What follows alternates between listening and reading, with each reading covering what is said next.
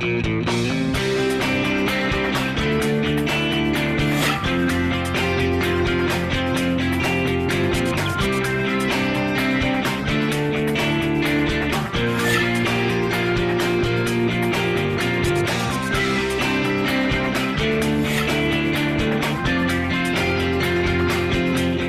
everyone, I'm Kristen Oaks-White. And I'm Avery Davidson. Thank you for joining us for This Week in Louisiana Agriculture, the only TV show bringing Louisiana farmers and consumers together every week. When it comes to international trade, sometimes sorting out what's important to us as consumers can be difficult to determine. This is especially true with issues like sugar dumping, when the price of sugar doesn't ever seem to change so much. And what exactly is sugar dumping? As TWILA's Neil Melanson explains, it's a big deal if you like knowing where what you eat comes from. Everyone's favorite food might be different in the United States, but they all generally have one thing in common: they have sugar in them. And as long as there has been a U.S., we've produced that sugar, including here in Louisiana. What we've always said is you guys, Mike, I mean, our cane farmers in Louisiana can American Sugarcane League manager Jim Seymour is in Mike Melanson's sugarcane field talking about that history and, more importantly, the future. The league recently sent a letter to President Donald Trump asking him to enforce anti-dumping efforts to prevent Louisiana's sugar industry from going away, a problem the industry has run into before. And that's what happened in 2012 and 13. We actually had to forfeit sugar. Prices were so low in the U.S. that we had to give sugar back to the government as part of our loan program. And so that has the potential to distort the market, to create financial difficulty because prices are low, and it can have the effect of destroying our industry. It isn't just tossing something into the wind. While this field work is going on at Melanson's farm, working to prevent the loss of the sugarcane industry in the U.S. means we know our sugar will be produced in a safe and environmentally friendly manner, the way it's been done for generations. Protecting the environment is something we do every day, and our goal is to have a safe product, safe commodity, because our families and our friends and everyone around us consumes those same products as well. As Jim Seymour explained, it can be difficult to see how these issues affect us at home, especially because big fluctuations in the market price of sugar that farmers get has very little effect on what you pay for at the grocery or for your sugary treats. But it can have a very big impact on whether or not our sugar farmers stay in business, and once that's gone, it will be almost impossible to bring them back. And guys, Mike Melanson and I are not related, but he is a very relatable guy, and that's the sort of guy you want making your sugar, making the food that you eat every day, because you know where it comes from and you know how it's produced. And those two things alone, I think, should account for why we, need to keep this whole industry in business. Not the least of which is there's no guarantee prices wouldn't start shooting up if we lost it. Yeah, speaking of the industry, I know a lot of eyes are on Washington, D.C. right now. Jim Seymour, Mike Melanson, I'm certain they have some opinions about the possible renegotiation of NAFTA. Well, what they of course want in all of that is for the sugar industry to be protected. We are dependent somewhat on sugar imports, and they're not trying to stop that. But what they're trying to stop is the dissolution of this industry that's, the crop itself takes 3 years. So any changes couldn't be turned around on a dime. And so that could be very detrimental for our sugar industry. And as we already talked about, it's something we just want to keep around. Well, we're going to keep an eye on it. Thank you very much, Neil Melanson. Kristen, you like rum? Not terribly. Well, I got to try some recently because from cane to glass, that's the slogan at Caneland Distilling in Baton Rouge. And now you can find out exactly how that tastes. Caneland held its grand opening at its distillery in Baton Rouge on May 20th. This is what the outside area looks like. You see that sitting area right there? That's the inside of a cane cart that's been turned on its side. Owner Walter Tharp and master distiller Johnny Verplank put a lot of thought and care into the design of the tasting room, using farm implements for all of the fixtures, sugar under the glass top of the bar, and check out the purple and white glowing Caneland Pelican logo above the bar. Yes, I paid for a glass or two of the spiced rum while I was there and bought a bottle to take home. I haven't opened it yet, Kristen, but if you would like to find out what it tastes, come on over to my house. No, you can log on to our website at twilatv.org and learn a little bit more about Caneland. We had a babysitter, so we got to actually go and enjoy it, my wife and I. I did see the pictures and I said, it looks like Avery has a babysitter and he's enjoying himself. It looks like you'll have a great time. It was fun. And another place that you can have a great time with the product of sugarcane making its way into your favorite adult beverage is in Broussard, Louisiana, just outside of Lafayette. That's home to Parish Brewing Company, which uses cane syrup when making its popular Canebrake beer. Craft Beer Week just came and went, so TWILA's Carl Wiggers has just a little sample of a story he'll bring us next week. In Broussard, the tap room is full of guests enjoying a fresh beer made right here in town. The line stretched outside as the parish faithful waited to get their hands on the wildly popular double dry hopped Envie. However, this new brew would not be possible without Canebrake, the first beer created at Parish Brewery. Canebrake has propelled Parish Brewing Company to great success in the growing craft beer market in Louisiana. Next week we'll be back not only to see how Parish Brewing's double dry hopped Envie tastes, but also why it's important for this brewery to use Louisiana products, why it's important for the brewery and for the farmer. I spoke with Andrew Godley, the owner, and he says using Louisiana products from Louisiana farms is just a natural fit. I was planning this brewery in my mind. What am I going to do? What am I going to make? What are the beers going to be called? What's the name of the brewery going to be? And I thought that there needed to be some kind of a indigenous ingredient beer. So I wanted to come up with some kind of a local hook like that. And it just seemed like a no-brainer to use sugarcane syrup. And they're always brewing up something new there at Parish Brewing. Carl will have more and a whole lot about Canebrake and the other new beers coming out next week. And he better have some samples for us, because they have one beer that's getting national attention. It's called Ghost in the Machine, and it's like super hoppy, IPA, uber flavorful. So I'm hoping that he might be able to talk to him a little bit about that. I'm sure that no one knows more about beer than our own Avery Davidson. But moving from beer back to agriculture, it's a $12 billion a year industry for Louisiana. With it being so important to everyone in the state, you might be surprised to learn that not every school has an ag program. That's where the Louisiana Farm Bureau Ag in the Classroom program comes in to help teachers of all subjects work agriculture into their lesson plans. Every year, the AITC committee picks a Teacher of the Year, but this year, the committee picked two. At Homer High School in Claiborne Parish, English teacher Lisa Owens has a lot of questions for her students. What are things that you can include in your review that would be likely to capture somebody's attention? She wants these young men and women to get to the heart of the story. So did your book have characters, or was it just informational text? And write a review that teachers will depend upon when choosing the right book to help others learn about agriculture. How do you think that helps the reader understand the story? It just so happens the character could be the Cat in the Hat, or Louis and Anna from the Louisiana Ag in the Classroom book Exploring Louisiana Agriculture. That's because these high schoolers are reviewing books they read to elementary school students as part of the Ag Literacy Volunteer Reader Program. The Claiborne Parish Farm Bureau gave Owens a grant to buy books like The Tree Farmer, so that these students could form teams and read the books to youngsters at Homer Elementary School. We started out with maybe 1 or 2 teams going every month, and for the last 2 or 3 months we've had as many as 3 or 4 teams going down there during the month to read to the younger students and present those ag literacy materials. Owens is the Louisiana Farm Bureau Ag in the Classroom High School Teacher of the Year for 2017. In English in high school, it's sometimes a little more challenging because it's not a science class or it's not a vocational ag class, but we still find ways to sneak it in. Ag in the classroom stuff is fun stuff. I think that surprised a lot of the students this year, is that they had fun with this. And even after the first visit, some of the student teams came back and said, "Can we go again?" And I wasn't expecting that. In some, Owens saw unexpected growth. This was a really good project because some of those students who never talk, who never answer questions, I saw them leading the group discussions. I saw them getting up in front of the class, presenting, talking about the PowerPoint, actively engaging. And so I think that was a great experience for them. But yeah, this was a way for us to cover a larger audience.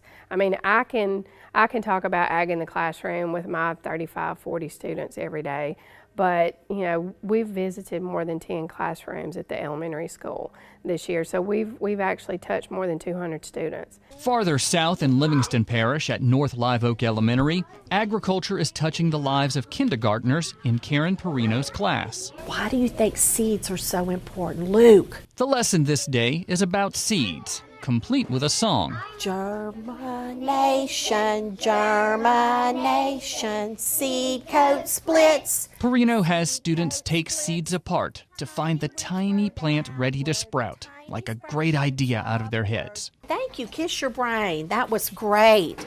Kiss your brain, because that's what you do when you love something. You kiss it. Well, Perino has a lot of love for the moments these young people sprout. We have a big brain comment. Everybody look up here. Tell us what you discovered. I discovered that the seeds are buoyancy. They're buoyant because they float in water to travel.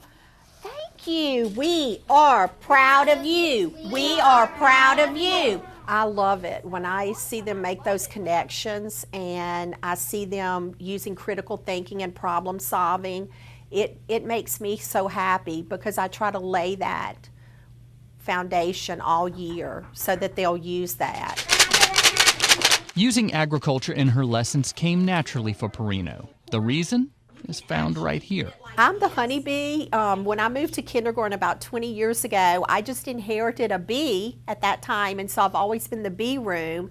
And over the years, it's just worked with ag and science, and we learned about pollination and bees. And I had a friend bring me an actual honeycomb this year from up in the mountains in some honey. And so we've just enjoyed, my friends and I, be in the bee classroom, and over the years it's just grown. I have bee jewelry, bees everywhere, except the living bees I don't bring in often. Aside from being the honeybee, Perino is also the 2017 Louisiana Farm Bureau Ag in the Classroom Elementary School Teacher of the Year. Agriculture touches everyone's life every day. Ag in the Classroom coordinator Linda Danos says these two teachers have something in common. They don't incorporate agriculture just once or twice during the year.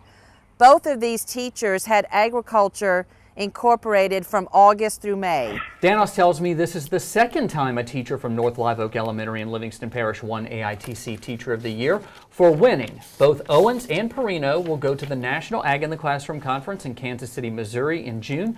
Then, right after they return, they'll join us for the 95th Louisiana Farm Bureau annual meeting in New Orleans. And I tell you what, both teachers had excellent traits and qualities about them. Carl Wiggers shot the one up in Homer, so I didn't get to see that firsthand, but watching, she really knows how to get to the heart of issues with ag and with these students. Ms. Owens does. Ms. Perino, the moment she said, kiss your brain, I was like, I got to try that with my boys at home. It was great to see all those little children go right off the bat. It was beautiful. I love seeing the way that different teachers integrate ag into the classroom, literally, because we didn't have an ag program in it until Mom saw the value in it, because I grew up showing cattle and we grew up with poultry houses all around. And so she saw the value of ag programs in school, and they started an FFA program at West Washita High School, and they are one of the best programs in the state, and so she should be proud. She should be. Still to come on TWILA during the break, do not load up on snacks because we've got a big meal ahead for you. Coming up, AJ Sabine takes us to 2 Jacks on this month's edition of Feasting on Agriculture. Before you sweeten your morning joe, before the icing on the cake, before the sugar hits the shelf, it begins with a family of sugarcane farmers dedicated to growing Louisiana for more than 220 years.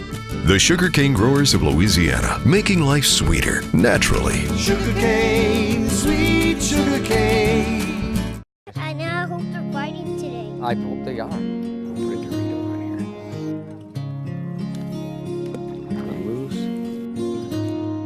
I got a fish, I got a fish. Find your place in the country and the lender who can get you there.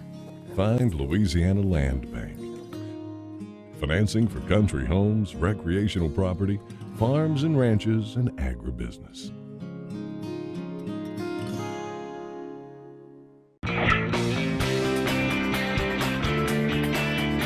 Feasting on Agriculture with A.J. Sabine is brought to you by the Louisiana Crawfish Promotion and Research Board, Louisiana Crawfish, ask before you eat, by the Louisiana Rice Promotion Board, Think Rice, and by the Louisiana Beef Industry Council.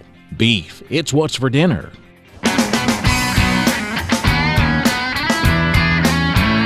Hey there, folks. I'm A.J. Sabine, and welcome to another exciting edition of Feasting on Agriculture. You can see it over my shoulder, and you've heard about this wonderful restaurant for the past 160 years. Today, I take you inside to have some great crawfish and drum at the world-famous Jocks. Joining us now is Executive Chef Guy Sockrider here at Jocks, established in 1856. And Guy, thank you so much for having us in America's oldest stand-up bar. It's a pleasure having you here. What's it like working in such a historical venue? It's a great opportunity. There's a lot of history here, a lot of history with the food, a lot of history with the customers. We get customers that have been coming here 40, 50, 60 years, and their children. How do you feel about the whole farm to table movement and how it's really enraptured both consumers and restaurant goers of the past, or probably the past 10 or 15 years? I think it's very important that you support your local farmer. They're out there working for you to get the best product they can possibly get, and when you taste it, you'll know. Talk about what we're going to eat today.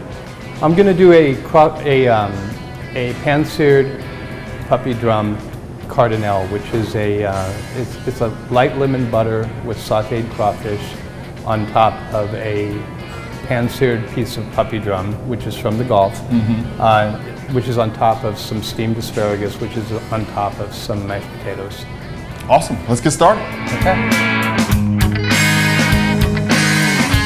What I'm going to do today is a Gulf puppy drum cardinal, made with fresh Louisiana crawfish and drum from the Gulf. So I'm going to start with some Creole seasoning. You put it on pretty heavily. Take the drum and dredge it in flour. Well, you started with butter, so I'm already in on this recipe. So essentially what we're doing is we're browning the fish on both sides, and then we're going to finish it in the oven so that it's fully cooked and nicely tender.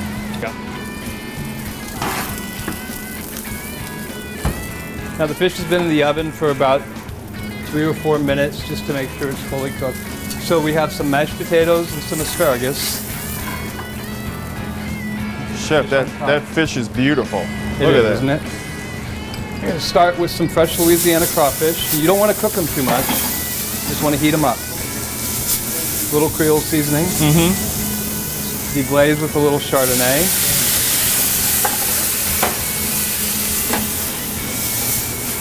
Little green onion for color.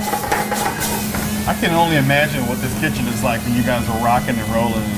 When we're doing 500 or 600 covers and making this to order, it gets pretty busy. Talk about the flavor of Louisiana crawfish and what that does to the recipe. Well, Louisiana crawfish are far superior to any other crawfish. You know, there's crawfish all over the world. I've been in lakes near Seattle, Washington, where they're crawling up on the beach. I've seen them in Omaha, Nebraska on the beach. I've seen them all over the world. They're very, very popular in France, believe it or not. Écrevisses. I believe you. Yeah. I love them. But that's the dish. That's a pan-seared puppy drum cardinal. Awesome. Well, look, when we get back, folks, I get to taste this. Stick around. We'll be right back.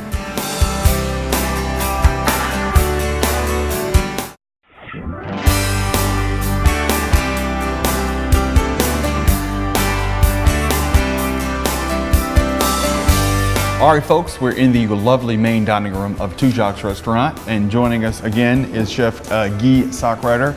Chef, this is a wonderful smelling dish. Immediately you can smell the Chardonnay and the crawfish and this sauce. Tell us again, remind folks, what goes all into making this particular entree? Well, we use the puppy drum, which is pan-seared. It smells absolutely wonderful. Now, Jocks is known for many, many things. Not only the historical importance of the restaurant, but the grasshopper. Tell us about what goes into making the world famous grasshopper. The grasshopper is something that's been around since I think the 50s, this century, or I mean last century, not the century before. But it's made with 2 different kinds of creme de menthe, brandy, and heavy cream. And when we created our new dessert menu, we created a grasshopper cheesecake, which is very popular. It's all the same ingredients incorporated into a plain cheesecake. Outstanding. I have got to taste this, so you have to indulge me for a second. Go ahead. But while I'm getting ready to feast on this agriculture, tell folks about brunch. Two Jocks is also known for the famous brunch that you guys have. Right. Well, brunch was created a couple centuries ago, almost a century and a half ago, by Madame Begay, and it was for the butchers in the French market across the street. They would all come over here, and that's where the brisket was first started, that we're very well known for. Brunch, about a year ago, I completely changed the brunch menu, and we have a more formal brunch now. We have the traditional eggs Benedicts and frittatas. We do a creme brulee French toast. But our best-selling item is the crawfish hash. It's fresh Louisiana crawfish, a little Trinity, a little Brabant potato, topped with poached eggs and hollandaise, green onions on top, and it sells like crazy. It's a great dish. That sounds wonderful. No wonder it sells like crazy. I'll have to come back and do a segment just on that. But in terms of this beautiful puppy drum and the cardinal sauce, it's a wonderful, wonderful sweet fish. It's a velvety texture. You can really taste the green onions and the Louisiana crawfish. Chef, it's absolutely fantastic. I don't know how you do it, but you've got the skills, my friend. Thank you. Thank you. And thank you folks for joining us. And that's all from here, from Two Jocks. Also, I want to remind you folks, it's the 161st year of the existence of this restaurant. Come check it out. They have all kinds of wonderful specials throughout this year. Thank y'all for joining us. This is all from here at Two Jocks. We'll see you next time. Feasting on Agriculture with A.J. Sabine was brought to you by the Louisiana Crawfish Promotion and Research Board. Louisiana Crawfish, ask before you eat. By the Louisiana Rice Promotion Board, think rice. And by the Louisiana Beef Industry Council. Beef, it's what's for dinner. What's trending online? Once again, presidential politics are dominating the newsfeed this week, and the most recent headlines hit pretty close to home for America's farmers and ranchers. President Trump released his $4.1 trillion federal budget this week, and while most areas of the federal government saw cuts, the cuts to agriculture in rural areas were excessively severe by almost anyone's standards. USA Rice posted an article titled, Trump budget declares war on agriculture. The president's new budget also cut $38 billion in farm support programs, including crop insurance programs for disasters. Both members of Congress and the ag community were shocked by the latest budget numbers as Trump cut programs that support the very same communities that elected him just 6 months ago. American Farm Bureau responded by saying, this budget fails agriculture and rural America. Similar criticisms came from the American Soybean Association and the National Corn Growers Association. All of Trump's budget recommendations are merely a proposal. Members of Congress are the ones who ultimately hold the actual purse strings and have the power to approve or reject the budget. Well, now would be a good time for you to contact your lawmakers to let them know how these cuts could impact you. You can find a link to contact them on our website at twilatv.org. Well, we end this trending segment with a smile and a few of our favorite photos from the first ever Comedy Wildlife Photography Awards. From a three-headed giraffe and a dancing bear to a laughing hyena and a grinning zebra, if these don't make you smile, then I just don't know what would. And Avery, my personal favorite goes to the hungry squirrel munching on a corn of cob. For some reason, it kind of reminds me of you. A corn of cob? Yeah. Don't you mean a cob of corn? Corn on the cob. Corn on the cob. Corn on the cob. Oh, okay. Reminds, my cheeks aren't that big now. Logan, my son's cheeks, that big. Mine, not. Now moving on to this week's TWILA trivia. Last week, our question was, each year the average person consumes about 580 pounds of which product? And the correct answer is C, dairy. This week's trivia question is, on average, which animal has better vision than most humans? Is it A, deer, B, eagle, or C, pig? To enter this week's trending trivia contest, simply log on to your Facebook or Twitter account and post your answer with the hashtag TWILA Trivia, or you can always submit your answer on our website at twilatv.org.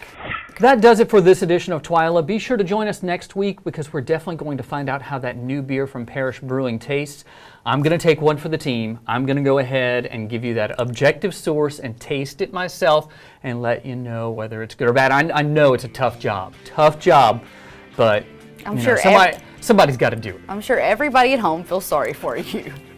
Well, in the meantime, you can watch all of our stories and check out a few extras. Like us on Facebook, follow us on Twitter, and check out our stories on Snapchat.